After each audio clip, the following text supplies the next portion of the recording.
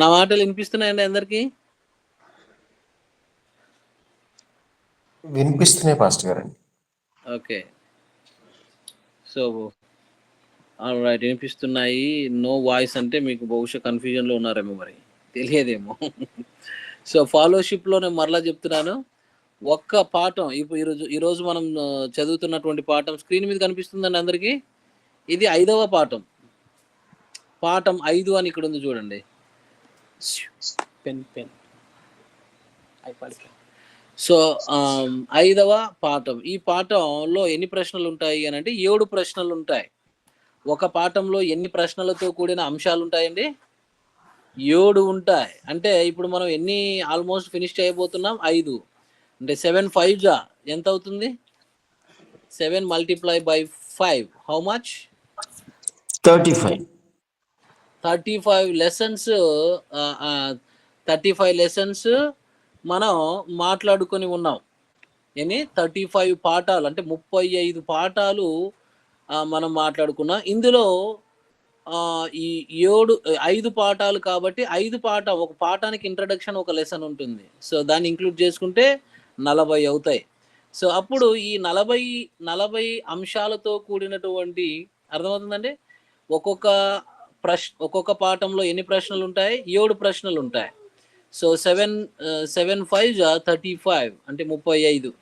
7 5 35. ఒక ఇంట్రడక్షన్లో ఒక పాఠం మాట్లాడుకొని ఉంటాం. అలా 5 యాడ్ చేసుకుంటే 40 అంశాలతో కూడిన, అంటే 40 ప్రశ్నలతో కూడిన అంశాలను మనం డిస్కస్ చేసుకుని ఉన్నాం. ఓకేనండి. తర్వాత అయితే ఒక్కొక్క పాఠంలో ఎన్ని రెఫరెన్స్లు ఉంటాయో దయచేసి చెప్పగలరా ఎవరైనా ఒకరు? ఒక్కొక్క పాఠంలో ఎన్ని రెఫరెన్స్లు ఉంటాయో? ఇది చాలా కష్టమైన ప్రశ్న సార్ అంటారా? 8 ఉంటాయి. 8, యా రైట్. 7 ఉంటాయి, లేదంటే 8 ఉంటాయి. So minimum is how much? 7. అంటే 7 రెఫరెన్స్లు ఉంటాయి. 7 రెఫరెన్స్లు ఉంటాయి ఒక్క పాఠంలో. మినిమం 7 ఉంటాయి. మరలా కింద కొన్ని రెఫరెన్స్లు ఇచ్చి ఉంటారు, అది మీరు పర్సనల్గా రెఫర్ చేసుకోవచ్చు. అంటే ఇప్పుడు మనం ఎన్ని రెఫరెన్స్ల ద్వారా వెళ్ళాము? 40 × 7 ఎంత అవుతుంది? 280 ప్రశ్నలు, అంటే 280 ఈ యొక్క రెఫరెన్స్లతో కూడినటువంటి పాఠాలు మనం గోయింగ్ త్రూ అన్నమాట. ఓకే, ఇక్కడితో మనం స్టాప్ చేస్తాం. ఈరోజు ఈ పాఠంతో మనం స్టాప్ చేస్తాం. Okay, thank you for that. అయితే లెసన్లోనికి వెళ్దాం. లెసన్లోనికి వెళ్ళటానికి ముందు ఫాలోషిప్ అనేటువంటిది ఏంటి అని అంటే, ఇది it's not a normal prayer, it's a special prayer. 4 పాయింట్లతో కూడిన స్పెషల్ ప్రేయర్. ఇది ఎప్పటికీ కూడా మనం మర్చిపోకూడదు.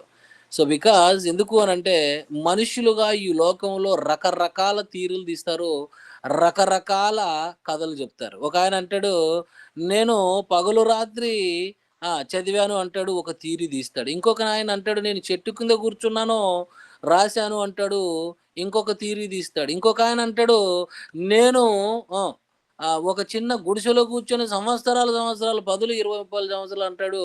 బైబిల్లో వాళ్ళకు తోచిన, అంటే మనుష్యుల జ్ఞానమే అందులోకి ఇంటర్ప్రేట్ చేశారు, అంటే చొప్పింప చేశారు. గనుక మనము మనుష్యుల జ్ఞానమును పరిగణించక, పరిశుద్ధాత్మ దేవుడే మన టీచర్ అన్న సంగతి చాలా మందికి తెలియక, ఆయన ఏ విధంగా నేర్పిస్తాడన్న సంగతి కూడా తెలియక, ఆయనతో ఆ బంధము లేక, అది మెయిన్. క్రైస్తవుడు అంటే క్రైస్తవుడుగా ఉంటాడు. క్రైస్తవుడు అంటే ఏం చేయాలా? నలుగురు పోయి మంచి చేయాలని అనుకుంటాడు తప్ప, దేవునితో ఏ విధంగా సత్సంబంధాన్ని మనము కలిగి ఉండాలా అనేటువంటిది కొంతమంది మరిచిపోతారు. ఓకే, సో ఇక్కడ ఏంటి అని అంటే, పరిశుద్ధాత్మ దేవుడే మన మాస్టరు, మన టీచరు, మన బోధకుడు. ఆయన ద్వారా మనము నేర్చుకుంటున్నటువంటివన్నీ కూడా వాక్యానుసారంగా ఆయన మనతో మాట్లాడుతాడు అన్నటువంటి విషయాలు మనం నేర్చుకుంటాం. ఒక గైడ్గా నేను గైడ్ చేయగలనే తప్ప, I'm not teaching anything my self. Okay, కనుక దానికి సంబంధించిన 4 పాయింట్లతో కూడిన ప్రార్థన చేసుకొని మనం ప్రారంభించుకుందాం. అయితే ఈరోజు ఏ పాఠంలో ఉన్నామండి? ఈ పాఠం పేరు మనిషి యొక్క సృష్టి, 5వ పాఠం. ఇందులో మొదటి ప్రశ్న ఏమిటి? దేవుడు ఆదామును ఎలా సృష్టించాడు? రెండవ ప్రశ్న, ఏ ఏ విధాలుగా ఆదాము దేవుని పోలికలో సృష్టించబడ్డాడు? చూసారండి, ఏ ఏ విధాలుగా ఆదాము దేవుని పోలికలు, అంటే దేవుని పోలికలో ఆదాము అంటే మనిషి పోలిక తెలిస్తే దేవుని పోలిక తెలుస్తుందా? యెస్. అది చాలా క్లియర్ కట్‌గా నేను చెప్పానండి. మనిషి పోలిక తెలిస్తే దేవుని పోలిక తెలుస్తుందంటే యెస్. అది ఏంటి? ఎలా ఉంటాడు దేవుడు? ఎలా అనేది లాస్ట్ క్లాస్‌లో మనం మాట్లాడుకున్నాము. తర్వాత మూడవ ప్రశ్న, దేవుడు ఆదాముకు జీవాత్మను ఎందుకిచ్చాడు? ఈ పాయింట్ అయిపోయిందండి? ఈ ప్రశ్న అయిపోయిందా?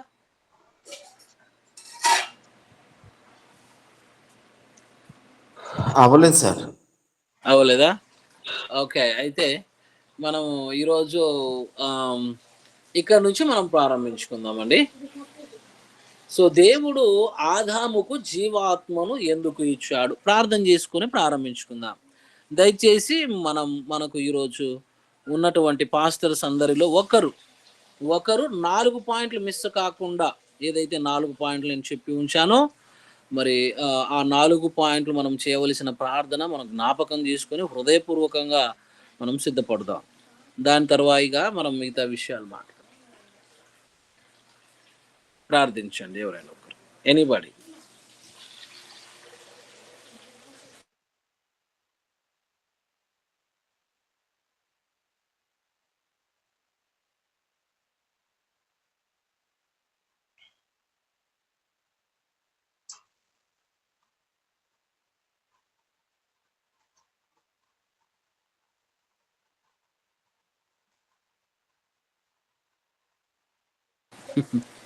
ఏమండి అందరు సైలెంట్ అయిపోయారు ప్రార్థన చేయమంటే? హలో,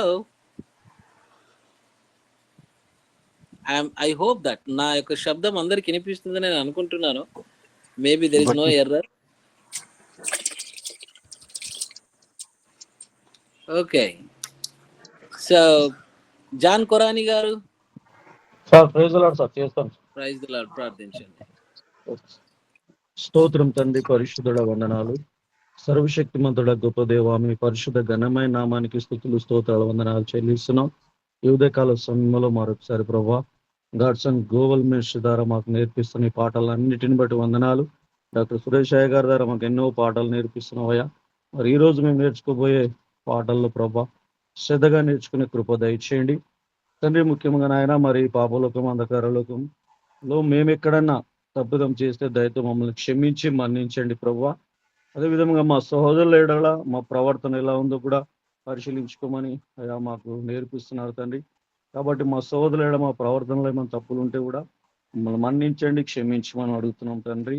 అదే రీతిగా ప్రభా మాల అహంకారం, జీవ కుటుంబం లాంటి పాపాలు ఏమైనా ఉంటే కూడా క్షమించండి ప్రభా, శుద్ధీకరించి పరిశుద్ధపరచండి తండ్రి. పరిశుద్ధాత్మ దేవునిగా మాకు నేర్పిస్తున్న ఈ పాటలన్నిటిని బట్టి మీకే స్తుతులు స్తోత్రాలు చెల్లిస్తూ ఈ రోజు కూడా నేర్చుకోబోయే పాఠాలు శ్రద్ధగా మేము నేర్చుకొని అనేకులకు బోధించే కృప మాకు దయచేయమని యేసుక్రీస్తు నామములో ప్రార్థించి అడిగి వేడుకుంటున్నాను తండ్రి. ఆమేన్. ఆమేన్. ఆమేన్. ఆమేన్. ఆమేన్. ఆమేన్. Thank you. ఒక చిన్న విషయం చెప్తాను. బైబుల్ క్లాస్ కంటే ముందుగా, ఒక రాజ్యంలో ఒక రాజు ఉన్నాడట. ఆ రాజు ప్రజలకందరికీ ఈ ఈ ఏంటి అని చెప్పేసి ఒక టెస్ట్ పెట్టాడట. ఏదో సర్లే చూద్దాం నా మీద ఎంత ప్రేమ ఉందో అని. సో అయితే ఏం చెప్పాడంటే, అందరికీ బాగా చక్కగా ఆవులు, పశువులు అన్నీ కూడా సమృద్ధిగా ఇచ్చాడట. అందుకనే అంతే, అది ఇది ఎందుకులే అని చెప్పేసి పాలు తెమ్మని చెప్పాడట. అందరూ పాలు తీసుకొని రండి అని చెప్తే, పాలు ఓకే, మిల్క్ తీసుకొని రండి అని చెప్తే మనుషులందరూ వాడు తెస్తాడు కదా, నేను పాలంటే పాలో నీళ్ళు కనబడతాయా ఏంటి అనుకొని ఒక ఆయన నీళ్లు పోసాడనమాట. ట్యాంక్లో ఒక ట్యాంక్ పెట్టారు పెద్దది, ఆ ట్యాంక్లోకి వేసేసారు.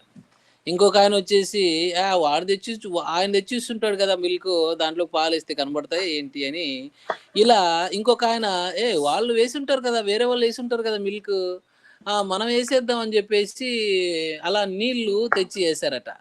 అర్థమవుతుందండి? అంటే ఒకరికొకరు ఆయన వేస్తాడు, ఈయన వేస్తాడు, ఈయన వేస్తాడు, ఆయన వేస్తాడని ఇలా చూసుకుంటూ అందరూ కూడా అలానే కంటిన్యూ అయిపోయారనమాట. అర్థమవుతుందా? సో ఇప్పుడు రాజుగారు వచ్చేసి దాన్ని ఓపెన్ చేసి చూస్తే, దేన్ని ట్యాంక్‌ని ఓపెన్ చేసి చూస్తే దాని నిండా నీళ్లు ఉన్నాయట, పాలు లేవు. అంటే ఇక్కడ జరిగిన విషయం ఏంటంటే, వాళ్ళు నిజముగా రాజుని ప్రేమించి, అంటే సమృద్ధిగా ఇచ్చిన ఆయన్ని ప్రేమించి, అర్థమవుతుందా? సమృద్ధిగా ఇచ్చిన ఆయన్ని ప్రేమించుంటే వేరే వాళ్ళని చూడరు. హృదయముతో వాళ్ళు ఏదైతే ఈ చెప్పారో దాన్ని తీసుకొచ్చి వేస్తారు. కానీ ఇక్కడ ఏం జరిగింది? మనుష్యులను చూసారు. బహుశా ఇలాంటివి మనలో కూడా సంభవిస్తుంటాయేమో. అప్పుడప్పుడు మనం క్రాస్ చెక్ చేసుకోవాలి. ప్రార్థన చేయండి అనంటే nobody is speaking. 1 minute silence. Maybe మన సహోదరుడు ఆయన ప్రార్థన చేస్తాడేమోలే అని మీరు అనుకోవచ్చేమో. ఆయన ప్రార్థన చేస్తాడని మీరు అనుకోవచ్చేమో. No no no no don't see any other buddies. ఎవరిని కూడా చూడొద్దండి. అవకాశం మనకి ఎప్పుడైతే ఆ సమయంలో వస్తుందో మనం హృదయపూర్వకంగా చేయగలగాలి అన్నది ఈ భావన. ఒక చిన్న ఉదాహరణ. ఓకే, అందరికి అర్థమవుతుందండి? ఓకే, మనం పాఠంలోకి వెళ్దాం. 3వ ప్రశ్న, దేవుడు ఆదాముకు జీవాత్మను ఎందుకు ఇచ్చాడు? ఇప్పుడు అందరూ మాట్లాడాలండి. ఈ పాఠం ఏంటంటే వన్ సైడ్ టీచింగ్ కాదు. కాబట్టి మీరు ఒక్కొక్కరు పరిశుద్ధాత్మ ప్రేరణతో సిద్ధపడి ప్రార్థన పూర్వకంగా ఆయన సన్నిధిలో కూర్చుని ఉన్నారు కనుక ఆయన మీకు కలిగించినటువంటి ఆలోచన ఏదైతే ఉందో అది చెప్పండి. మీరు అలా అలా చెప్పినప్పుడు అది వాక్యానుసారం దేవుడు ఏ విధంగా మనతో మాట్లాడిస్తాడన్నటువంటి విషయాలు కూడా అక్కడ అగపడతాయి. ఓకే, కాబట్టి ఎవరి కోసం మనం చూడకూడదు. ఏదైతే మనకు దేవుడు అర్థం చేయిస్తాడో బైబిల్ నుండి, దేవుడైతే ఏది కరెక్ట్గా మనకు అర్థం చేయిస్తాడో ఆయన చెబుతున్నప్పుడు హృదయంలోనే మనకు అర్థమవుతున్నప్పుడు చెప్పాలి అన్నప్పుడు చెప్పాలి. అది మనం కొంచెం డిలే చేస్తే ఏమవుతుందంటే మనకు నేర్చుకునే తత్వం, అంటే మనం ఆయన నేర్పించినా మనం నేర్చుకోలేనటువంటి దశలోకి వెళ్ళే అవకాశాలు ఉంటాయి. ఓకే, సో ఓకే, ఈరోజు 3వ ప్రశ్నలో దేవుడు ఆదాముకు జీవాత్మను ఎందుకు ఇచ్చాడు? దేవుడు ఆదికాండము 2వ అధ్యాయం 7వ వచనం అందరూ దయచేసి చూడండి. పోయిన వారంలోనే చదువుకున్నాం. నేను చదువుతాను. దేవుడైన యెహోవా నేల మంటితో నరుని నిర్మించి, ఓకే, బాగా ఆలోచన చేయండి. 1 మినిట్.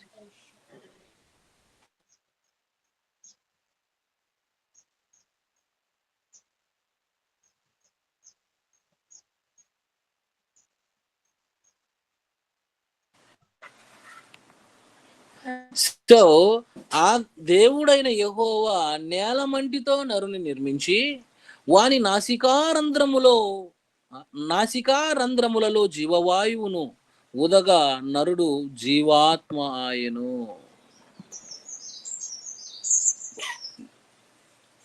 దేవుడు ఆదామునకు జీవాత్మను ఎందుకు ఇచ్చాడు? ఈ వచనంలో మనం చూడగలిగితే బాగా, దేవుడైన యెహోవా నేల మంటితో నరు నిర్మించేశాడు. నరుడు అంటే ఎవరు? 3 పార్ట్స్ మనం ఆల్రెడీ చూసుకున్నాం. నరుడు అంటే ఎవరు అంటే 3 పార్ట్స్, మూడు భాగాలుగా ఆయన ఉంటాడు. ఏంటి ఉంటాయి నరునిలో? ఏముంటాయి అంటే శరీరము, తర్వాత ప్రాణము, తర్వాత ఆత్మ. అయితే ఆదామునకు అంటే మనిషికి జీవాత్మను ఇచ్చాడు అన్నది మనం ఇక్కడ తెలియచేసుకోవాలి. దేవుడైన యెహోవా నేల మంటితో నరుని నిర్మించి వాని నాసికారంధ్రములలో జీవవాయువును ఊదగా నరుడు జీవాత్మ ఆయను.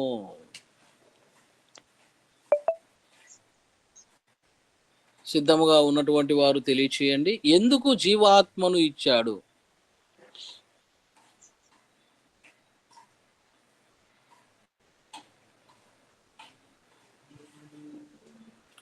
నరుడు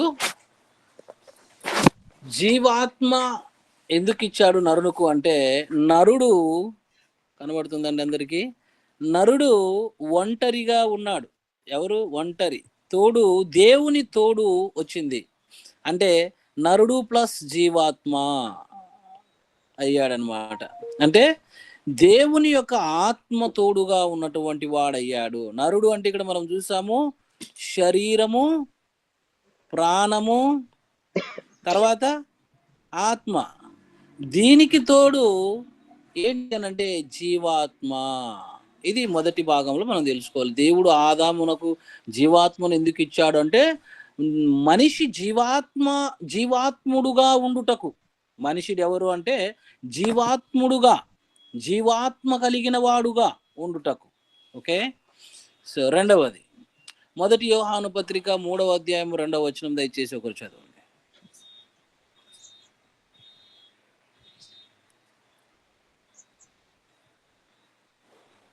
దయచేసి ఒకరు చదవండి.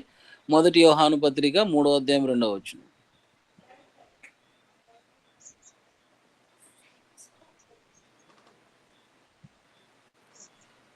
ఇక్కడ వస్తుంది మనకు ఆన్సర్. మీరు చదవాలి దయచేసి. ప్రియులారా, ఇప్పుడు మనము దేవుని పిల్లలమై ఉన్నాము. మనం ఇక ఏమవుతామో అది ఇంకా ప్రత్యక్షపరచబడలేదు.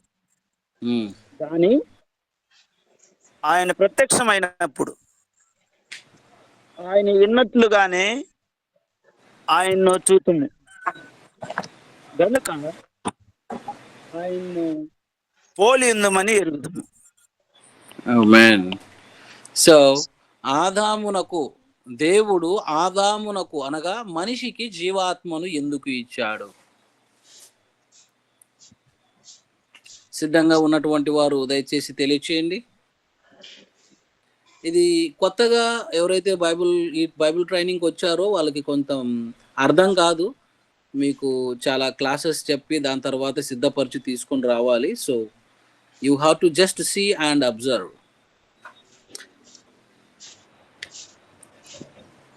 ఆ దేవుడు పోలిక ఉండాలని దేవుడు మనకు సృష్టించాడు. Very good, that's a wonderful point. దేవుడు మనిషికి జీవాత్మను ఎందుకు ఇచ్చాడు అంటే దేవుని పోలిక. ఎస్, దేవుని పోలిక మనిషి కలిగి ఉండాలని ఇచ్చాడు. ఓకే, కలిగి ఉండాలని. ఇంకో పాయింట్, దేవుడు పిల్లలై ఉండాలని దేవుడు అది దేవుడు మట్టితో నుండి తయారు చేస్తే దేవుని పిల్లలు ఎట్మవుతామండి? మట్టి పిల్లలు అవుతాం కాక. అంటే దేవుడే సృష్టించాడు, కానీ దేవునికి పిల్లలు అవ్వాలి అని అంటే జీవాత్మను ఇచ్చాడు. దేవుని పిల్లల మగుటకు ఆయన జీవాత్మను ఇచ్చాడు. ఇది పాయింట్ బాగా జ్ఞాపకం చేసుకోండి చాలా మంది. మనము శరీరం, ఇదిగో మనము మట్టి శరీరము. ఓకే, మట్టి శరీరము. చాలా మంది ఏం చెప్తారు అని అంటే ఇది ఆదియందు దేవుడు భూమి ఆకాశంలో సృజించెను. ఆదికాండం 2వ వచనం వరకు వచ్చేసరికి ఏం చెప్తారు? దేవుడైన యెహోవా నేల మట్టితో నరుని నిర్మించి. అంటే నరుడు అంటే ఇక్కడ ఏం శవము, అది కదలని శవము అని చెప్తారు. కాదు. అది మనిషి అంటే శవము అని కాదు. మనిషి అంటే వాడిలో ఏమున్నాయి? మనిషిలో శరీరము, ప్రాణము, తర్వాత ఆత్మ. అంటే ఈ 3 ఉంటాయా లేదా అని లాస్ట్ క్లాస్ లో చూసాం. మనం పోయిన క్లాస్ లో చూసాం కదా, చాలా విపులంగా మాట్లాడుకొని ఉన్నాం విత్ రెఫరల్ ఎవిడెన్స్ తో. సో ఈ 3 ఉన్నటువంటి ఈ మనిషికి దేవుని పోలిక అంటే ఏంటి? నా పోలిక కావాలని దేవుడు ఏమిచ్చాడు? జీవాత్మనిచ్చాడు. ఇది పాయింట్. తన పోలిక కావాలని జీవాత్మ ఇచ్చాడు కనుక ఆయన పోలిక వచ్చింది. అప్పుడు మనం ఎవరవుతాం? చిల్డ్రన్ ఆఫ్ గాడ్, దేవుని పిల్లలమవుటకు ఆయన ఇచ్చాడు. జీవాత్మని ఎందుకు ఇచ్చాడు? దేవుని పిల్లలగుటకు. రైట్. ఇంకో రెఫరెన్స్ లోకి వెళ్దాం.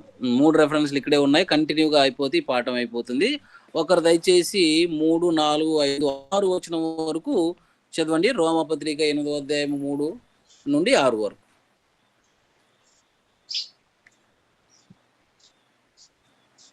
ఒకరు చదవండి.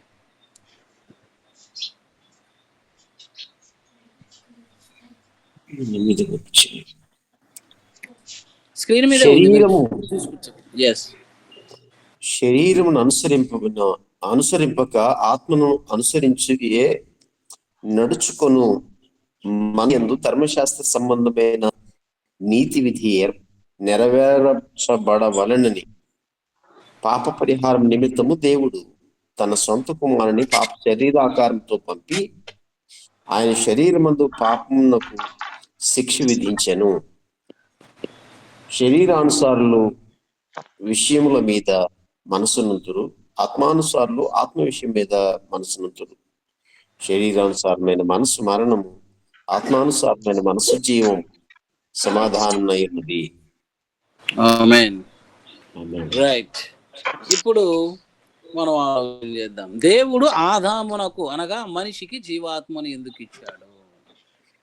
మొదటిది దేవుని పిల్లల మగుట కొరకు, రెండవది ఆయన పోలిక. దేవుడే చెప్పాడు కదా, నా పోలిక నా స్వరూపము నాలాగే నాలాగే అంటే నా స్వరూపం నీకు ఇచ్చేయాలనుకున్నాడు కదా, అదే అనమాట. సో అయితే ఎందుకు మనిషికి జీవాత్మను ఇచ్చాడు అంటే వండర్ఫుల్ పాయింట్. ఆత్మానుసారంగా మనము జీవించాలి అని దేవుడు ఆత్మానుసారముగా జీవాత్మను ఇచ్చాడు. ఓకే, దేవుడు మనకు జీవాత్మను ఇవ్వటానికి గల కారణం ఏంటంటే ఆత్మను అనుసరించి నడుచుకొనుట. ఆత్మను అనుసరించి, అది నీ సొంత ఆత్మ కాదు, మనుష్యాత్మ కాదు, మరలా కన్ఫ్యూజ్ కావద్దండి. దైవాత్మను అనుసరించి నడుచుకొను మన యందు ధర్మశాస్త్ర సంబంధమైన నీతి విధి నెరవేర్చబడవలనని. ఇక్కడ ఏమైంది అనంటే ప్రారంభంలోనే ఎప్పుడైతే ఆదాము అవ్వలు ఏమైపోయారు అని అంటే, ఎప్పుడైతే ఆదాము అవ్వలు తప్పు చేశారో దేవుడు ఏమన్నాడంటే, ఈ పండు తిను దినమున మీరు నిశ్చయముగా బ్రతుకుదురు అన్నాడా చచ్చుదురు అన్నాడా? చచ్చుదురు అన్నాడు. మరో చచ్చారా? లేదు. చూసారా, ఆదికాండం 1వ అధ్యాయంలోనే బైబిల్లో అబద్ధం ఉంది, బైబిల్లో అబద్ధాలు ఉన్నాయి అని అంటున్నారు. ఆ యొక్క బైబిల్ తెలియనటువంటి అజ్ఞానులు, లేదంటే చూడాలి అనుకునేటువంటి వాళ్ళకి అస్సలు అర్థం కాదు. ఓకే, ఇక్కడ విషయం ఏంటి అని అంటే, దేవుడు చెబుతున్నది, ఎప్పుడైతే వారు తప్పు చేశారో ఆత్మానుసారంగా వారు ఏమైపోయారు? చచ్చిన వారి వలె ఉన్నారు, చనిపోయారు. ఆత్మానుసారంగా చనిపోవడం అంటే ఏంటి? దేవుడు తన మనిషిగానే ఉన్నాడు, జీవాత్మ తోడు లేదు. జీవాత్మ తోడు ఆ మనిషికి లేదు. అప్పుడు ఏమైపోయింది అని అంటే, మనిషి పాపంలోనే బ్రతుకుతూ వచ్చాడు గనుక అప్పుడు ఏమైపోయాడు? మనిషి పాపి అయిపోయాడు. అందుకనే ఇక్కడ ఏం చెప్పబడుతుంది అంటే, ధర్మశాస్త్ర సంబంధమైన నీతి విధి నెరవేర్చబడవలనని. ధర్మశాస్త్ర సంబంధమైన నీతి విధి ఏం నెరవేర్చబడాలి? పాపం చేశాడు మనోడు, చేయకూడనిది చేశాడు, ఆజ్ఞ అతిక్రమము పాపం అని మనకు తెలుసు, పాపం మూట కట్టుకున్నాడు. దీని కొరకు పాప పరిహారార్థ నిమిత్తము యేసుక్రీస్తు ప్రభుల వారు శరీరాకారముతో వచ్చాడు ఈ లోకానికి. ఆయన శరీరమందు పాపమునకు శిక్ష విధించెను. పాపములో మనం అరెస్ట్ అయిపోతే పాపాన్ని అరెస్ట్ చేశాడు. What a wonderful point is this. ఏమంటే పాపాన్నే అరెస్ట్ చేసేసాడు ఆయన. అది అంటే ఇప్పుడు మనకు మొదటి పాయింట్లో ఏమర్థమవుతుంది? దేవుడు మనిషికి జీవాత్మను ఎందుకు ఇచ్చాడు అంటే, ఆత్మానుసారంగా నడుచుకొనుటకు ఇచ్చాడు. ప్రారంభంలోనే ఆత్మానుసారంగా నడుచుకొనలేదు. అయితే ఇప్పుడు మనం ఆత్మానుసారంగా నడుచుకొనుటకి దేవుడు జీవాత్మను ఇచ్చాడంటే, ఎస్, శరీరమందు పాపమునకు శిక్ష విధించిన యేసుక్రీస్తు నామములో జీవాత్మ తోడుగా ఉంటుంది మనకి. అప్పుడు మనకు దేవుని పోలిక వస్తుందండి. రక్షణ పొందలేదు, దేవుని అంగీకరించలేదు, పాపిగా ఉన్నటువంటి వానిలో దేవుని పోలిక ఉంటుంది అనుకుంటున్నారా? చాలా మంది మెసేజ్ల మీద మెసేజ్లు, రీసెర్చ్ల మీద రీసెర్చ్లు చేసిన వాళ్ళు ఇలా చెప్తూ ఉంటారు. So that is biblically wrong.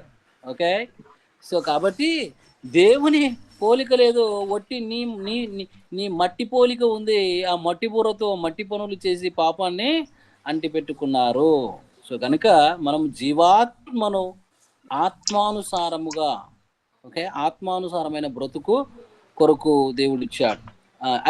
ఐదో వచనం, శరీరానుసారులు, ఇదిగోండి ఇదే శరీరానుసారులు శరీరముల మీద, శరీర విషయముల మీద మనస్సునంతురు. వీడి మనసంతా అదే. హృదయం ఎక్కడుందిరా అంటే ఏమంటాడు? హృదయం ఎక్కడుంది, అది ఈ మధ్యన ఏదో ఈ మధ్యన కాదులేండి, ఇది పాతది. ఏంటది? హృదయం ఎక్కడుంది అంటే నా నా మనసు అంతా డబ్బు మీదే ఉందట. హృదయం ఎక్కడుందంటే డబ్బు, మనస్సు అంతా డబ్బే. డబ్బు డబ్బు డబ్బు డబ్బు డబ్బు డబ్బు డబ్బు డబ్బు డబ్బు కంటే ముందు, అంతే కదండి, ఏదైనా ఒక విషయం చేయాలంటే ముందు డబ్బు గుర్తొస్తుంది. డబ్బు కాదురా నాయన గుర్తు రావాల్సింది. ఏం గుర్తు రావాలి? ప్రార్థన. అడుగు దేవుణ్ణి, దేవుడు దయచేస్తాడు. దానికంటూ దేవుని యొక్క ఆలోచన మనం తీసుకోవాలి కదా. వెంబడే నేను పలానా ఊరికి వెళ్ళాలి, అమ్మో వెళ్ళాలా, నా బడ్జెట్ ఏంటి, ఏం కథ, కాదు. ముందుగా దేవుని అడగండి. దేవుని మీద ఆధారపడి, మన ఆధారము ఆయనే. నీవేనా ఆధారం, పాట ఉంది కదా, జీవాధారము. సో శరీరానుసారులు లాగా మనము ఉండకూడదు. ఇది పాయింట్. అందుకనే ఆత్మానుసారులు అంటే ఎవరు? జీవాత్మ అన్నాడు కదా దేవుడు. ఈ జీవాత్మానుసారులు ఆత్మ విషయముల మీద మనస్సునుంతురు. శరీరానుసారమైన మనస్సు మరణము. అనగా ఏంటి మరణం? మరణం అంటే దేవునికి దూరం అయినటువంటి ఆ యొక్క నరకం. ఓకే, శరీరానుసారమైనటువంటి దేవునికి దూరం అయిపోవడం. ఆత్మానుసారమైన మనస్సు జీవమును సమాధానమునై ఉన్నది. ఆమేన్. సో దేవుడు జీవాత్మను ఎందుకు ఇచ్చాడు? ఇప్పుడు మీకు అర్థమై ఉంటుంది. జీవాత్మ ఎందుకు ఇచ్చాడు? ఇంకొక పాయింట్ 6వ వచనంలో ఉంది. జీవమును సమాధానమును మనము కలిగి ఉండాలని ఇచ్చాడు. ఇది 3వ పాయింట్. 2వ పాయింట్, దేవుడు జీవాత్మను ఎందుకు ఇచ్చాడు? మనం ఆత్మ విషయముల మీద మనసు ఉంచాలని. మొదటిది ఈ పాయింట్లో ఇక్కడ ఏం చెప్పాడు? మనము ఆత్మను అనుసరించి నిలుచుకోవాలని. ఓకేనండి? ఓకే, ఇది ఈ పాఠం. దేవుడు జీవాత్మ ఎందుకు ఇచ్చాడు అంటే దానికి సంబంధించిన రెఫరెన్స్లు కూడా మీరు తీసుకోండి. దయచేసి ఒకరు టకాటకమని నాకు చదివితే బాగుంటుందండి. కొరింథీయులకు ఒకసారి రివైజ్ అవుతుంది బ్రెయిన్లో కూడా. కొరింథీయులకు రాసిన మొదటి పత్రిక 15వ అధ్యాయము 45 నుండి 50 వరకు ఒకరు, యోహాను సువార్త 11వ అధ్యాయము 25 నుంచి 26 వరకు ఒకరు, ఫిలిప్పీలకు రాసిన పత్రిక 3వ అధ్యాయము 20-21 వచనము ఇంకొకరు, యెషయా గ్రంథము 26వ అధ్యాయము 19 ఒకరు. అందరు కూడా దయచేసి ఒక్కొక్క రెఫరెన్స్ చదవండి. ఒకరే అన్ని రెఫరెన్స్లు చదవద్దండి. ఓకే, వేరే వాళ్ళు కూడా అవకాశం ఇద్దాం. నలుగురు సిద్ధపడాలి. మరలా నీవు చదువుతావు నేను చదువుతాను అని అనుకోమాకండి. మీరు సిద్ధమైతే ఓపెన్ చేయండి బైబుల్ తక్కువ అంతే. కొరింథీయులకు రాసిన మొదటి పత్రిక 15వ అధ్యాయము 45 నుండి 50 వచనం వరకు అండి. ఇందు విషయమై ఆదామును మొదటి మనుష్యుడు జీవించి ప్రాణి అయినని రాయబడి ఉన్నది. కడపటి ఆదాము జీవింపజేయు ఆత్మ ఆయను. ఆత్మ సంబంధమైనది మొదట కలిగినది కాదు, ప్రకృతి సంబంధమైనదే మొదట కలిగినది, తరువాత ఆత్మ సంబంధమైనది. మొదటి మనుష్యుడు భూ సంబంధి మంటి నుండి పుట్టినవాడు, రెండవ మనుష్యుడు పరలోకము నుండి వచ్చినవాడు. మంటి నుండి పుట్టినవాడు ఎట్టివాడో మంటి నుండి పుట్టిన వారును అట్టివారే. పరలోక సంబంధి ఎట్టివాడో పరలోక సంబంధులను అట్టివారే. మరియు మనము మంటి నుండి పుట్టిన వాని పోలికను ధరించిన ప్రకారము పరలోక సంబంధి పోలికయు ధరింతుము. సహోదరులారా, నేను చెప్పినది ఏమనగా రక్త మాంసములు దేవుని రాజ్యమును స్వతంత్రించుకొన నేరవు. క్షయత అక్షయతను స్వతంత్రించుకొనదు. నా బైబిల్లో ఆదాయం కూడా ఉందండి. మీకు 51 పోయింది అది? లేదు, 50లోనే ఉంది. Okay, thank you. So next యోహాను సువార్త 11వ అధ్యాయం 25-26.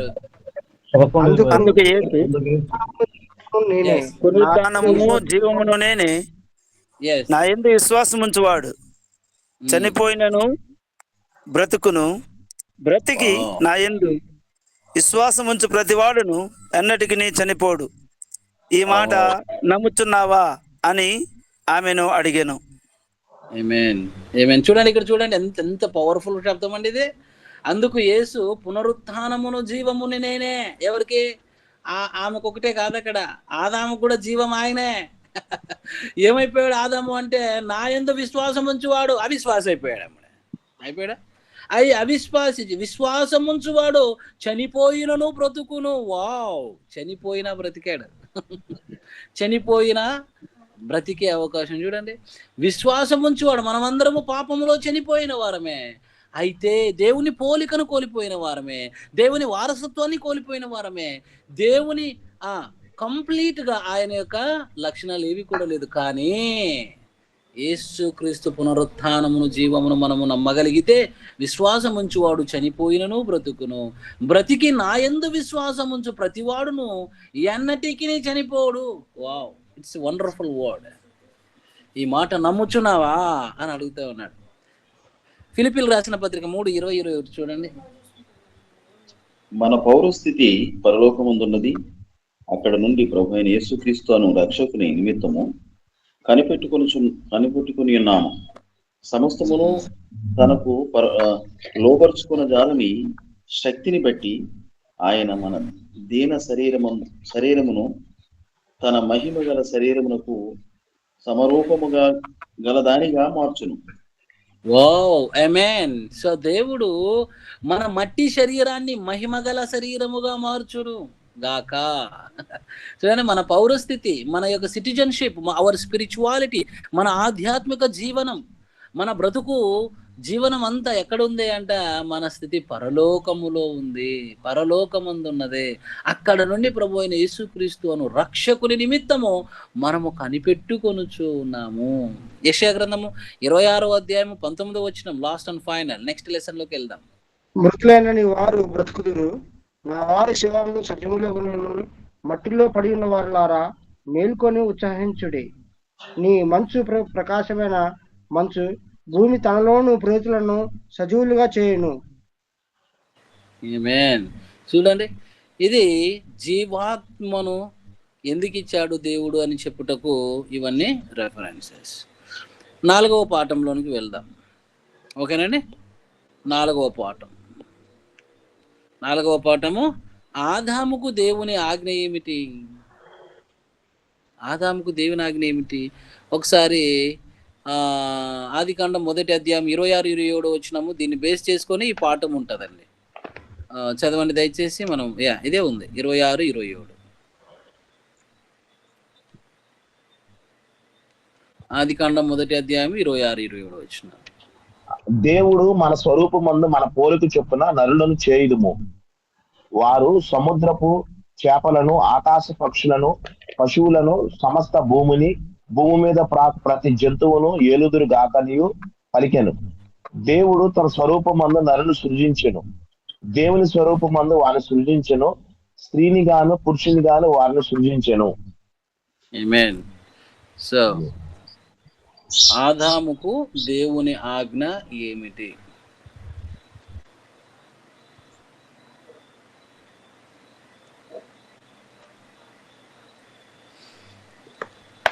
పరిశుద్ధాత్మ దేవుని ద్వారా అర్థమవుతున్నటువంటి వారు, ప్రేరేపించబడిన వారు షేర్ చేయండి.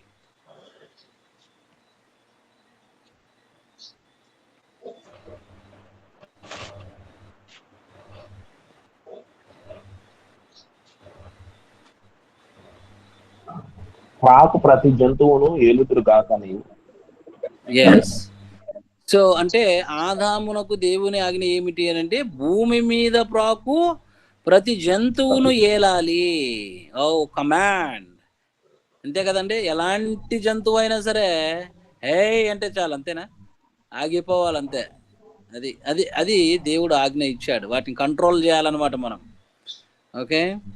సో అది దేవుడు తన స్వరూపమందు నరుని నిర్మించి దేవుని స్వరూపమందు వాని సృజించెను, స్త్రీనుగాను పురుషునిగాను చేసెను. అంటే దేవుడు ఆదామునకు ఇచ్చినటువంటి ఆజ్ఞ భూమిలో ఉన్నటువంటి సమస్తాన్ని ఏలాలి అని, అదేవిధంగా ఆదాము నుండి స్త్రీని తీశాడు.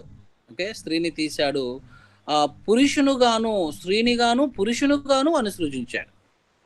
ఆదామునకు దేవుని ఆజ్ఞ ఇక్కడ ఏముంది అని అంటే ఏముందండి ఆదాముకు దేవుని ఆజ్ఞ? ఇక్కడ ఏముంది? ఏం అర్థమవుతుంది? ఆదాముకు అవ్వకు పేరు పెట్టింది ఎవరు? దేవుడా ఆదామా? ఆదాము సార్. నా ఎమకలోని ఎమక, మాంసములోని మాంసము. ఏమి డాన్స్ చేస్తున్నావు? నాకు తెలుసు నీ కథ ఏంటో, నీ పేరేంటో తెలుసా? ఏమన్నాడు? నీవు నారీ నారీ, నీవు ఎక్కడి నుంచి వచ్చావు? నాలో నుంచి వచ్చావు. దేవుడు చెప్పాడు కాబట్టి నారీ అని పేరు పెట్టాడు. అంటే ఈయన పేర్లు పెట్టుటలో దాన్ని మామూలుగా కొంచెం సైన్స్, సోషల్ ఇవన్నీ ఎడ్యుకేషన్ చదువుకున్నటువంటి వాళ్ళకి అర్థమవుతుంది. శాస్త్రవేత్తలు కానీ వాళ్ళు ఎలా పేర్లు పెడతారో, ఓకే, ఈ వృక్ష శాస్త్రానికి సంబంధించి, జంతు శాస్త్రానికి సంబంధించి, సో ఇవన్నీ ఎలా పేర్లు పెడతారో దాన్ని డిఫరెంట్ గా కేటగిరీ చేసి, అంటే అందరికంటే మూల పురుషుడు ఎవరై అంటే ఈ పితామహుడు, అందరికంటే మూల పురుషుడు ఆదాము. పేర్లు పెట్టాలి అనేటువంటి ఆజ్ఞ కూడా మనం గమనించాలి. ఓకే, ఏలాలి, పేర్లు పెట్టాలి. 2వ అధ్యాయం 15, 16, 17 చదవండి, ఈ పాఠం ఫినిష్ అవుతుంది.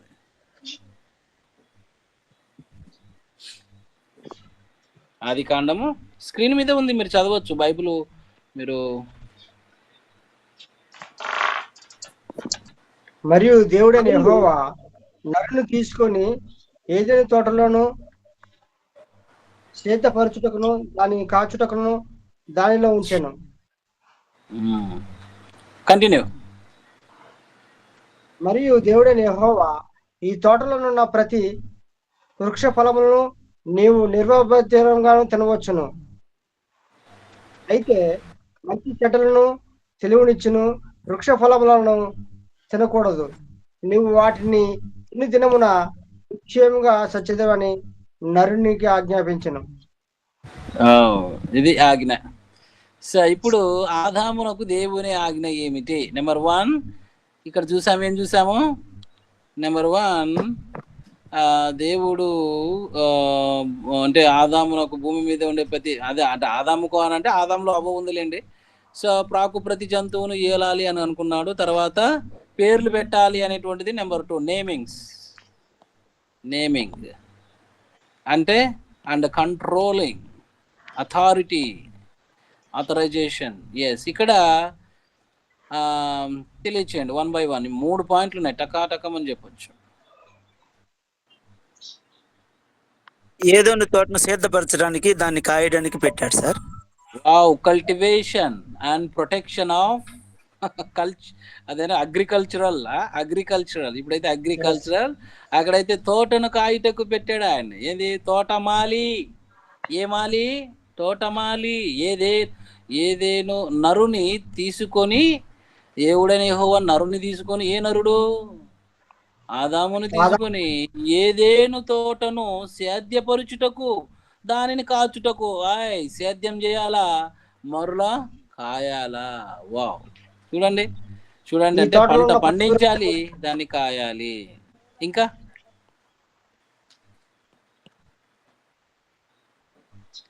రెండవ పాయింట్, కాయడమే కాదు, ఆ ఫలాలు కూడా తిని అనుభవించమని చెప్పారు సార్. రైట్. ఇక్కడ 16వ వచనంలో ఆ తోటలో ఉన్న ప్రతి ఫలమును నీవు నిరభ్యంతరముగా హ్యాపీగా ఎంజాయ్ చేయవచ్చును. అంతేనండి? అవును, సందేశించక నిరభ్యంతరముగా, అభ్యంతరం ఏమీ లేదు. నీవు సేద్యం చేస్తున్నావు, నీకు ఖాయమని చెప్పాను, నీవు హ్యాపీగా తినవచ్చును. ఏమండి? చాలా మంది ఏదైనా తోటలో ఫ్రీగా అన్ని హ్యాపీగా అలా ఉండిపోతుంటాయి. దేవుడే ఇచ్చాడులేండి ఎన్నో అని, కానీ సేద్యం చేసేది, కాచేది చెప్పరు. కానీ డైరెక్ట్గా తినొచ్చు. అన్ని పండ్లు ఉండగా దేవుడు ఇయ్యగా, దేవుడే ఇచ్చాడు, కానీ సేద్యం చేశాడు ఈయన. ఓకే, నిరభ్యంతరముగా తినవచ్చును అన్నాడు. తర్వాత 3వ పాయింట్, మంచి చెడ్డలు మాత్రం తినకూడదు.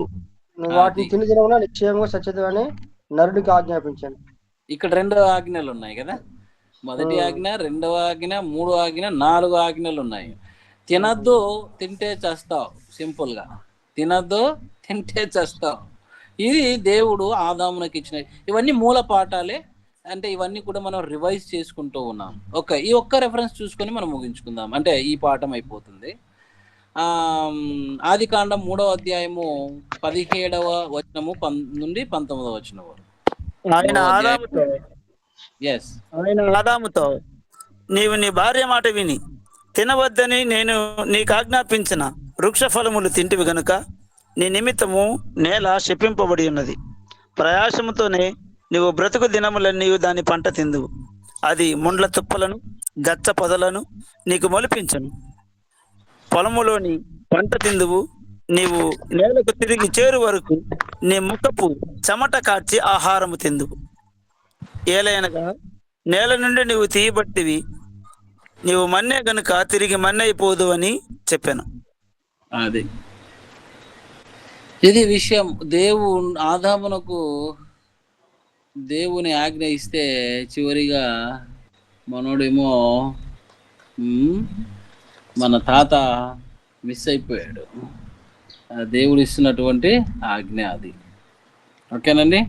సో చివరిగా 2 పాఠాలు ఉన్నాయి, 5, 6, 7. ఓకే, సో అయితే 50%. ఇంకోటి ఏంటంటే ఆదాము అవ్వలకు ఏ ఆజ్ఞ ఇవ్వబడింది. ఇప్పుడు ఆదాము అవ్వలకట, ఇప్పుడేమో ఆదాము కోటి అంట. ఇక్కడ ఆదాము అవ్వలకు ఏం ఆజ్ఞ ఇవ్వబడిందో 5వ పాఠంలో మనం చదువుకుంటాం. 6వ పాఠంలో ఆదాముకు ఆధ్యాత్మిక జీవితం ఎందుకు ఇవ్వబడింది, అంటే ఇది స్పిరిచువల్ లైఫ్ ఎందుకు ఇవ్వబడింది, అది 6వది. చివరి పాఠం ఏంటి అని అంటే ఏదేను తోటలో దేవుడు మరియు ఆదాము కలిసి ఏమి ఆనందించారు అట, ఏమి ఆనందించారో. ఇది ఈ పాఠం. ఈ 7 పాఠాలు అయిపోవాలంటే ఇక 3 పాఠాలు మనం ఫినిష్ చేసుకోవాలి. మరి మనకైతే టైం అయిపోయింది. సో మరలా ఎప్పుడు స్టార్ట్ చేస్తామో మనకైతే తెలియదు. ఒకవేళ ఒక 1/2 అవర్ ఉంటే కంప్లీట్ చేద్దాం సార్ అని అంటే ఐ విల్ కంటిన్యూ. లేదు మనం నెక్స్ట్ చూద్దాము అని అనుకుంటే మనం నెక్స్ట్ డే చూద్దాం. కంటిన్యూ చేయండి గారు. ఓకే. సో తొందరగా మనం ఈ 1/2 అవర్లో ఈ పాఠాలు ఫినిష్ చేద్దాం. ఓకే, అంటే ఇప్పుడు మనం చెప్పుకోవచ్చు 5 పాఠాలు ఫినిష్ అయ్యాయి, 50% లెసన్స్ ఫ్రమ్ ఫస్ట్ బుక్ అని చెప్పుకోవచ్చు. రైట్. సో ఆదాము అవ్వలకు ఆజ్ఞ ఏమిచ్చాడు, ఈ మూల పాఠాలే. ఒకసారి స్పీడ్గా వెళ్దాం. ఆది కాండం 1వ అధ్యాయం 28వ వచనంలో దేవుడు వారిని ఆశీర్వదించాను. ఎట్లనగా మీరు ఫలించి అభివృద్ధి పొంది విస్తరించి భూమిని నిండించి దానిని లోపరుచుకొనుడి. చూసారా, సింగిల్ జెంటిల్ మ్యాన్ కైతే దేవుడు ఒక పని ఇచ్చాడు, ఇద్దరికైతే ఇంకో పని ఇచ్చాడు. ఏమిచ్చాడు? అభివృద్ధి. మీరు ఫలించి అభివృద్ధి పొందుడి, భూమిని నిందించుడి. అది అన్నమాట. సముద్రపు చేపలను, ఆకాశ పక్షులను, భూమి మీద పాకు ప్రతి జీవిని ఏలుడని దేవుడు వారితో చెప్పాను. ఫస్ట్ ఏంటి? ఫలించాలి. అందులో ఫలించిన ఒక ఫలమే మనం ఫలించాలి. ఏం చేస్తాం మరి? అక్కడ నుండి మనం వచ్చాం కదా. అయితే తర్వాత సమస్తాన్ని ఏలాలి, దేవుడిచ్చినటువంటి ఆజ్ఞ.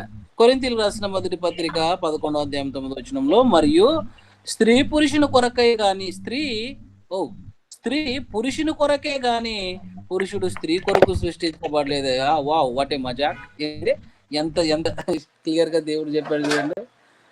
ఏంటి స్త్రీ పురుషుని కొరక? అదేంటిది? పురుషుడు స్త్రీ కొరకు కాదా?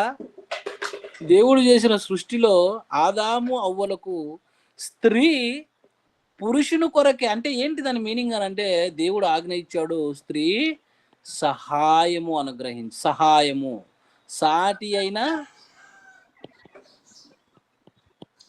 సహాయము, పూర్తి సహాయము, పూర్తి సహాయమా, సాటి అయిన సహాయమా? అంటే సాటి అయిన సహాయం అంటే సగం కాదు, హృదయపూర్వకమైనటువంటి సహాయము తన పురుషునికి అందించాలి. అందుకే సృష్టించబడ్డారట. వావ్! అంటే దేవుడు ఆదాము అవ్వలను ఇద్దరిని పుట్టించాడు. ఒకరికి ఒకరు తోడు, నీకు నేను నాకు నువ్వు, అది దేవుడు ఆజ్ఞ. అది మనం గ్రహించాలి. తిమోతికి రాసిన మొదటి పత్రిక 2వ అధ్యాయం 13 వచనం, 14 వచనం, 15 వచనం చూసుకుందాం. ఈ లెసన్ ఫినిష్ అవుతుంది. ఒకరు చదవండి దయచేసి.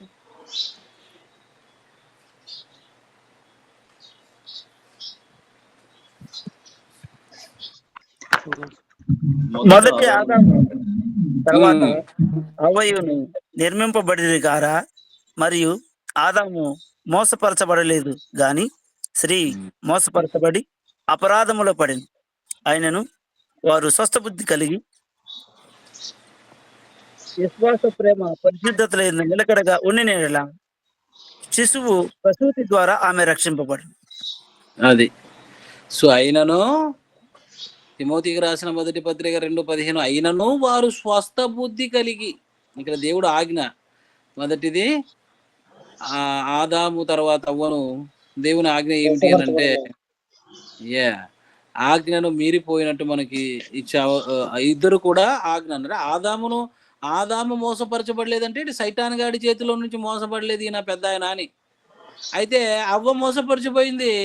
అవ్వ ద్వారా ఆదాము మోసపరిచిపోయాడు. కంప్లీట్ గా ఏమైతే ఏముంది, నువ్వు నేను పాపమే. కొంతమంది అంటారు కదా, నువ్వు నన్ను మోసం చేసావు. మోసం చేస్తే నువ్వు మోసపోయావు కదా. నువ్వు మోసపోకూడదుగా. ఇద్దరు తప్పులోనికే లెక్క. సో అయితే దేవుని ఆజ్ఞ ఏమిటి అని అంటే స్వస్థ బుద్ధి కలిగి ఉండాలి, విశ్వాస ప్రేమల కలిగి ఉండాలి, పరిశుద్ధంగా ఉండాలి, తర్వాత నిలకడగా మనం ఉండాలి. ఇదంతా కూడా దేవుని ఆజ్ఞ. సో ఓకే, ఇక్కడ మీరు ఈ రెఫరెన్స్ రాసుకోండి. ఆది కాండము అవ్వ ఆదాములకు దేవుడు ఇచ్చినటువంటి ఆది కాండము 2:15-23, 1 కొరింథీ 15:42. దయచేసి ఒకరు చదువుతారండి స్పీడ్ గా, 1 by 1. లాస్ట్ టైం చదివినట్టుగా చదవండి, అట్లీస్ట్ రివైజ్ చేసుకుందాం, ముందుకెళ్దాం. లాస్ట్ 2 లెసన్లు ఉన్నాయి, ఫినిష్ చేద్దాం. ఆది కాండము 2వ అధ్యాయం 15-23 వరకు అంటే చాలా పెద్దదే స్టోరీ. We know that. కొరింథీయులకు రాసిన మొదటి పత్రిక 15వ అధ్యాయం 42-56 వరకు, 2వ కొరింథీ 5:1, యోహాను సువార్త 10:28. ఈ రెండు చదవండి పునరుద్ధానమును అలాగే శరీరము క్షయమైనదిగా విత్తబడి అక్షయమైనదిగా లేపబడును. ఘనహీనమైనది విత్తబడి మహిమ గలదిగా లేపబడును. బలహీనమైనది విత్తబడి బలమైనదిగా లేపబడును. ప్రకృతి సంబంధమైన శరీరము విత్తబడి ఆత్మ సంబంధ శరీరముగా లేపబడును. ప్రకృతి సంబంధమైన శరీరం ఉన్నది గనుక ఆత్మ సంబంధమైన శరీరము కూడా ఉన్నది.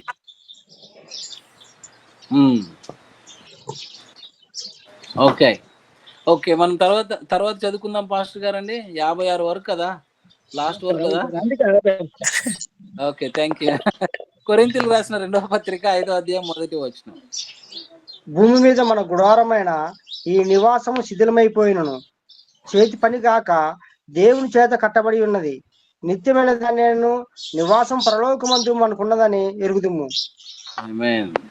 ఎరగాలి, ఆదాము అవ్వలు కూడా ఆత్మ జీవితం పరలోకం అన్నటువంటిది ఎరగాలి అని. యోహాను సువార్త 10:28 అండి.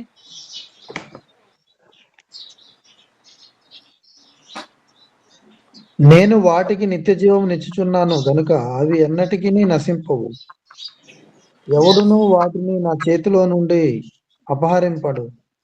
ఆమేన్. చూసారా, దేవుని ఆజ్ఞ ఏమిటంటే మీరు ఒక్కసారి రక్షణ పొందితే నిత్య జీవం అనగా మనం ఒక్కసారి ఆయనను స్వరక్షకుడిగా అంగీకరించగలిగితే ఎవడు కూడా మనలను ఎత్తుకొని పోడు అంటే you are sealed, you are under arrest in the love of Jesus Christ. అది అనమాట. అంటే you are deserve for the haven.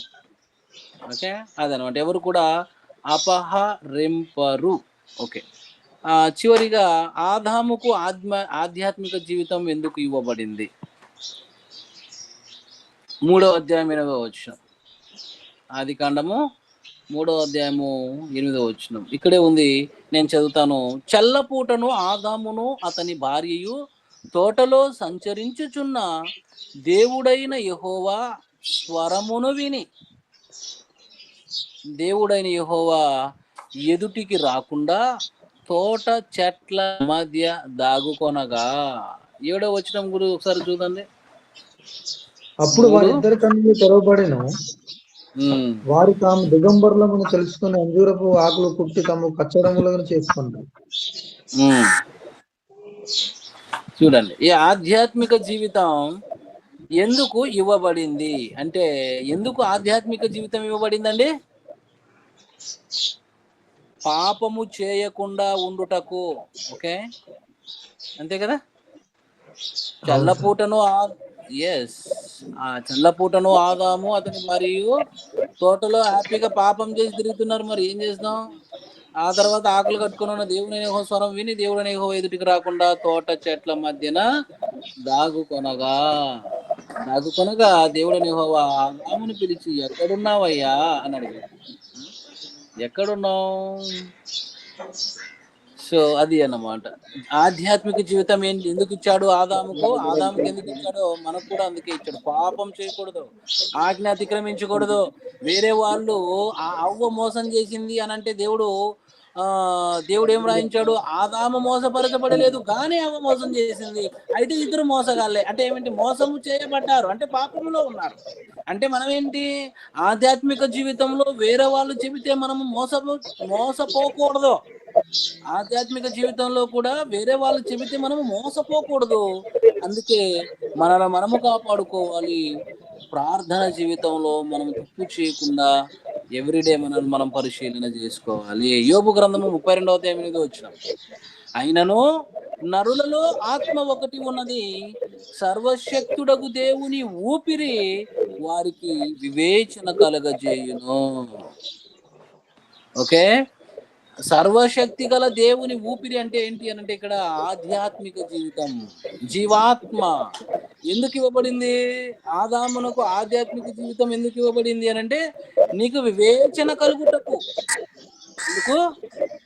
వివేచన, జ్ఞానం, తెలివి, తేటలు అన్నీ కూడా. అంటే ఏది మంచిదో, ఏది వాక్యానుసారము కాదో తెలుసుకొనుటకు ఇవ్వబడినది. యోహాను సువార్త 17వ అధ్యాయం 3వ వచనంలో, దయచేసి ఇప్పుడు మీరు చదవండి.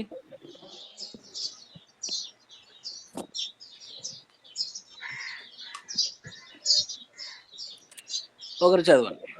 17:3. అద్వితీయ సత్య దేవుడైన నిన్ను నీవు పంపిన యేసుక్రీస్తుని ఎరుగుటయే నీ జీవము. అది. సో ఆధ్యాత్మిక జీవితం ఎందుకు ఇవ్వబడిందండి?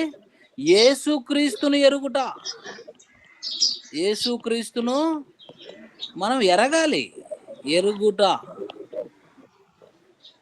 ఆధ్యాత్మిక జీవితంలో యేసుక్రీస్తుని ఎరిగి నిత్య జీవానికి వారసులగుట. ఎందుకు ఇచ్చాడు ఆధ్యాత్మిక జీవితం? నెంబర్ 1 ఎందుకు ఇచ్చాడు? పాపము చేయకూడదు.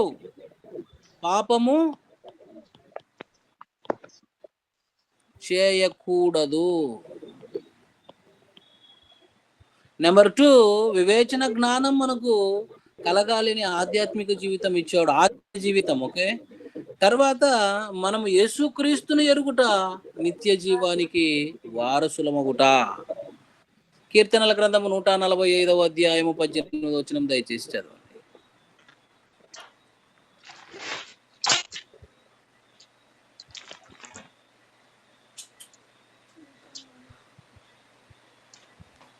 కీర్తనల గ్రంథము 145:18. స్క్రీన్ మీదే చదవచ్చు. తనకు మొరపెట్టువాయే వారందరికీ యెహోవా సమీపముగా ఉన్నాడు. ఓకే, సమీపముగా ఉన్నాడు. ఆల్రెడీ ఒకరు చదివారు, లో వాయిస్ లో వినిపించింది. All right. తనకు మొరపెట్టు వారందరికీ, తనకు నిజముగా మొరపెట్టు వారందరికీ యెహోవా సమీపముగా ఉన్నాడు. ఇక్కడ ఆధ్యాత్మిక జీవితం ఎందుకు ఇవ్వబడిందంటే, దేవుడు మనకు తోడై ఉంటాడు అని ఇవ్వబడింది. అంటే ఆత్మీయ జీవితం ఎందుకు ఇవ్వబడింది ఆదాముకు అంటే, జీవాత్మ ఎందుకు ఇవ్వబడింది ఆదాముకు అంటే, దేవుడు తోడుగా ఉండటానికి జీవాత్మ ఇచ్చాడు. ఓకే, సో మనకు కూడా ఆధ్యాత్మిక జీవితం, ఆత్మీయ జీవితం ఎందుకు ఇవ్వబడింది? మనకు దేవుడు సమీపముగా ఉన్నాడు. అంటే సమీపముగా ఉన్నాడంటే అంత డిస్టెన్స్ లో లేడు, మనలో ఉన్నాడు, మనతో ఉన్నాడు. మనము పరిశుద్ధాత్మ దేవునితో సీల్ చేయబడ్డాము, దేవుడే మనలో ఉన్నాడు. ఓకే. యోహాను సువార్త 17వ అధ్యాయం 21 వచనం. ఓకే. ఇంక 2 రెఫరెన్స్‌లతో మనం అయిపోజేస్తాం. క్లోజ్ చేద్దాం. నీవు నా యందు ఉంచిన ప్రేమ వారి యందు ఉండునట్లును నేను వారి యందు ఉండునట్లు వారికి నీ నామమును తెలియజేసి తిని ఇంకను తెలియజేయని చెప్పాను. యోహాను సువార్త 17వ అధ్యాయం 20-27 చదివారండి? అయ్యో. నీవును నన్ను పంపితివని లోకము నమ్మునట్లు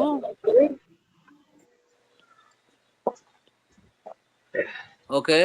నమ్మునట్లు నీవు నన్ను తండ్రి పంపితివని నా Yes. యందు నీవును నీ యందు నేనును ఉండులాగున వారును మన యందు ఏకమై ఉండవలనని వారి కొరకు మాత్రమే నేను ప్రార్థించుట లేదు. వారి వాక్యము వలన నా యందు విశ్వాసం ఉంచు వారందరూ ఏకమై ఉండ వలనని వారి కొరకు ప్రార్థిస్తున్నాను. ఆమేన్. ఆమేన్. ఆధ్యాత్మిక జీవితం ఎందుకు ఇవ్వబడింది అనంటే మనము ఏకమై ఉండవలనని. ఓకే. తర్వాత విశ్వాస జీవితంలో ఉండుట కొరకు, మనము ప్రార్థించుట కొరకు. ఓకే. సో మనము స్వార్థ తెలియచేయుట కొరకు ఆధ్యాత్మిక జీవితం ఇవ్వబడింది. యోహాను సువార్త 17వ అధ్యాయం 26 వచనం చదవండి. నీవు నా యందు ఉంచిన ప్రేమ వారి యందు ఉండునట్లును నేను వారి యందు ఉండునట్లును వారికి నీ నామమును తెలియచేసేదని ఇంకను తెలియచేసేదనని చెప్పాను. ఓకే. ఆమేన్. చూసారా ఇక్కడ ఆధ్యాత్మిక జీవితం, ఆత్మీయ జీవితం ఎందుకు ఇవ్వబడుతుంది అంటే ప్రేమ వారి యందు ఉండాలి. అంటే మన యందు ప్రేమ ఉండాలి. అది ఆత్మీయ జీవితంలో ప్రేమ లేకపోతే ఎట్లండి? ఉండాలి. తర్వాత యేసు నామమును తెలియచేయాలి. ఓకే.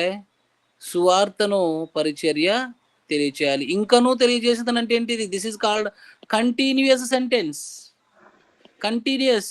ఒక చోట స్టార్ట్ అయిపోయి ఒక 5 రోజుల తర్వాత స్టాప్ చేసి, సంవత్సరం తర్వాత స్టాప్ చేసి 5 సంవత్సరాలు కాదు. మనం చనిపోయేంత వరకు కంటిన్యూయస్ ప్రాసెస్ ఉంటూనే ఉండాలి. ఓకే. ఓకే. అది దేవుడు మనకు ఆత్మీయ జీవితాన్ని ఎందుకు ఇచ్చాడు? ఆత్మీయ జీవితాన్ని ఎందుకు ఇచ్చాడు? నెంబర్ 1 పాపం చేయకూడదు. వివేచన జ్ఞానం తెలివితేటలు మనకు రావడానికి దేవుడు ఆత్మీయ జీవితాన్ని ఇచ్చాడు. అంటే ఆత్మీయ జీవితము అనంటే మనము మన రక్షణలో మనం వచ్చిన తర్వాత యేసుక్రీస్తును పరిపూర్ణంగా ఎరిగి మనం ముందుకు నడుచుకోవాలి. నిత్య జీవానికి వారసులము గనక తర్వాత దేవుడు మనతో ఉన్నాడన్నటువంటిది తెలుసుకోవాలి. ఎందుకు ఇచ్చాడు అనంటే ప్రార్థన చేయుటకు, ఏకముగా ఉండుటకు. ఓకే. ఆ తర్వాత నీవు నన్ను పంపితివని లోకము నమ్మునట్లు తండ్రి నా యందు నీవును నీ యందు నేనును ఉన్నలాగున వారును మన యందు ఏకమై ఉండవలెనని వారి కొరకు మాత్రమే నేను ప్రార్థించలేదు. అంటే అందరి కొరకు ప్రార్థిస్తున్నానని. అది ఓకే. సో ఇద్దరి కోసం కాదు. హలో అయ్యారు. ఓకే. ఏదైనా అడిగారా మీరు? లేదు లేదు లేదు. ఓకే. చివరి లెసన్ చూసుకొని మనం 5వ పాఠంతో క్లోజ్ చేసుకుందామండి. ఆల్రెడీ 20 మినిట్స్ ఎక్స్ట్రా అయిపోయింది. ఓకే. So 10 minutes. ఏదెను తోటలో దేవుడు మరియు ఆదాము కలిసి ఏం ఆనందించారు? దేవుడు ఆదాము ఏం ఆనందించారయ్యా? చూద్దాం. ఆదికాండము 3వ అధ్యాయం 8వ వచనం. చల్లపూటను ఆదామును అతని భార్యయు తోటలో సంచరించుచున్న దేవుడని యెహోవా స్వరము విని దేవుడని యెహోవా ఎదుటికి రాకుండా చోట చెట్ల మధ్యలో దాగుకొనగా. ఇక్కడ ఆదికాండము 3:8 చల్లపూటను ఆదామును అతని భార్యయు తోటలో సంచరించుచున్న దేవుడని యెహోవా స్వరము విని. అంటే ఏంటి? చల్లపూటన దేవుడైన యెహోవా స్వరమును వారు విని ఆనందించాలి. ఏమండి? అది దేవుడు వారితో ఆనందించే విధానం. అంటే దేవుడు వారితో ఆ తోటలో ఉన్నప్పుడు వారితో ఏం చేస్తాడు? మాట్లాడతాడు. ఏదైనా తోటలో దేవుడు ఆదాము కలిసి ఏం ఆనందించారంటే దేవుడు అతనితో చల్లపూటన మాట్లాడేవాడు. 5వ అధ్యాయం 24వ వచనం ఆదికాండం.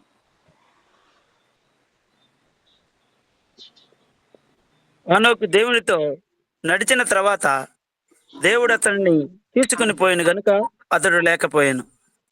అతడు లేకపోయాను. ఏంది సడన్ గా హానోకు వచ్చాడు అనుకుంటున్నారా? అంటే ఆదాము ఆదాము ఒకసారి 23, 24, 25 కూడా చదవండి. హానోకు బ్రతికిన దినములన్నయు 365 హానోకు దేవునితో నడిచిన తర్వాత దేవుడు అతన్ని తీసుకుని పోయిన గనుక అతడు లేకపోయాను. మెతూషిల 157 బ్రతికి లెమేకును కనెను. అలా మనకు వెళ్తే ఫ్యామిలీ హిస్టరీ ఉంది. ఇక్కడ ఏంటంటే విషయము, ఆనోకు దేవునితో నడిచిన తర్వాత దేవుడు అతనిని తీసుకొని పోయాను. దీన్ని బట్టి మనం అర్థం చేసుకోవాల్సింది ఏంటంటే, దేవుడు ఆదాముతో నడుస్తూ ఉన్నాడు. అంటే దేవుడు ఆదాముకి తోడై ఉన్నాడు. ఆది కాండము 6వ అధ్యాయం 9వ వచనం. నోవాహు ఉద్యోగలి ఇదే, నోవాహు నీతిపరుడును తన తరములో నిందారహితుడునై ఉండెను.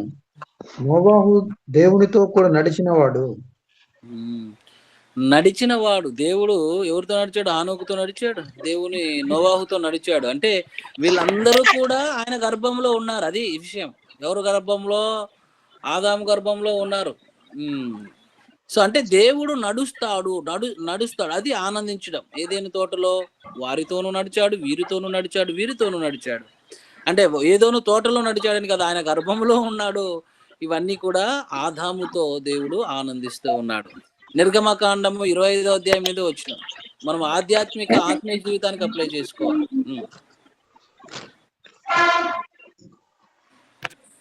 నేను వారిలో నివసించినట్లును వారు నాకు పరిశుద్ధ స్థలమును నిర్మింపవలెను. ఆమేన్. కొరింథీయులకు రాసిన మొదటి పత్రిక 1వ అధ్యాయము 9వ వచనము, 2 కొరింథీ 13, 14.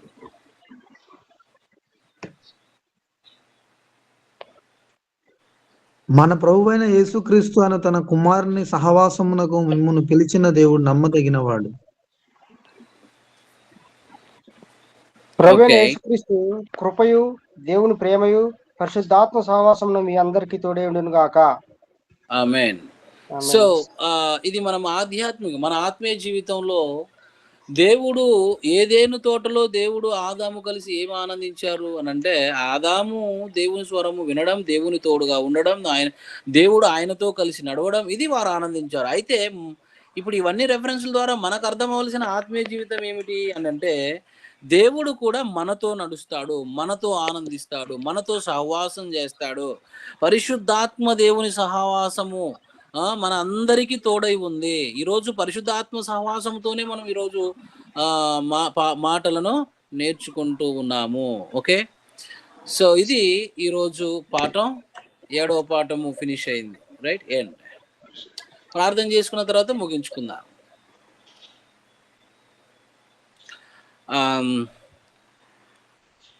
సో ఈరోజు నేర్చుకున్నటువంటి విషయాలన్నింటిని బట్టి మన పాస్టర్ సతీష్ బాబు గారు ప్రార్థించవలసిందిగా తెలియజేస్తా. పరిశుద్ధమైన దేవ, నీకు వందనాలు, నీకు స్తోత్రాలు తండ్రి. నాయన నీ చిత్తం ప్రకారం తండ్రి నాయన ఈ రోజు నాయన వేసి నేర్చుకున్న పాఠం గురించి ప్రార్థన చేస్తున్నాం అయ్యా. నాయన దైవజనులు చక్కటి పాఠం మాకు అందించి ఉన్నారు తండ్రి నాయన. వేసే పాఠం ఉన్న తండ్రి నాయన మేము చక్కగా ధ్యానించుకున్న తండ్రి, మా హృదయంలో ఉంచుకున్న తండ్రి నాయన, మా సేవలు ఉపయోగపడే సహాయం చేసి నడిపించిన తండ్రి.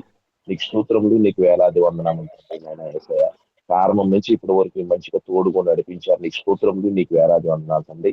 ముందు మాట్లాడే విధానాలు కూడా మీ సహాయం సమకూర్చున్నాను. మీ ప్రియ కుమారుడు మా రక్షకుడైన యేసుక్రీస్తు వారి దివ్యనామమున కోరి బతుకులాడి వేడుకుంటున్నాను మా పరమ తండ్రి. ఆమేన్. అందరికీ కూడా వందనాలండి.